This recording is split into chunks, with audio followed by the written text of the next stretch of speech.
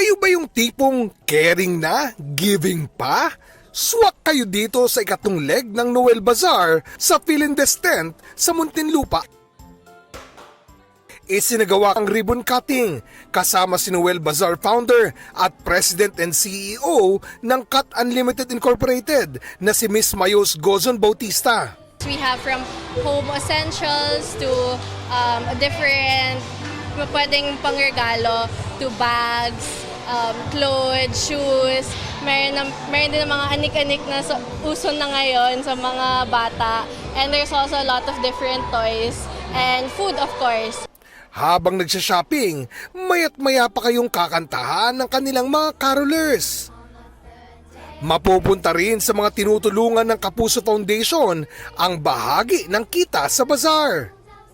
Kung trip nyo naman kayo mismo ang bibili ng itutulong nyo, may booth ang Kapuso Foundation kung saan ikaw mismo ang bibili ng school supplies na ipamimigay sa ating mga less fortunate na mag-aaral.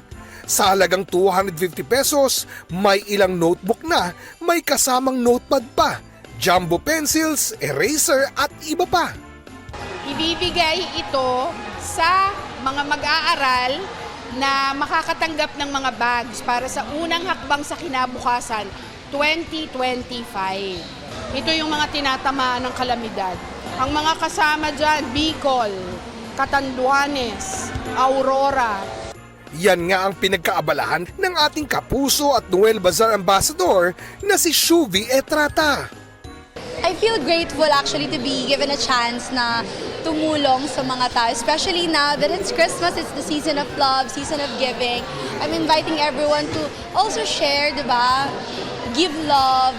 Ito ang unang balita, Oscar Oida para sa GMA Integrated News. Gusto mo bang mauna sa mga balita? Mag-subscribe na sa GMA Integrated News sa YouTube at tumutok sa unang balita.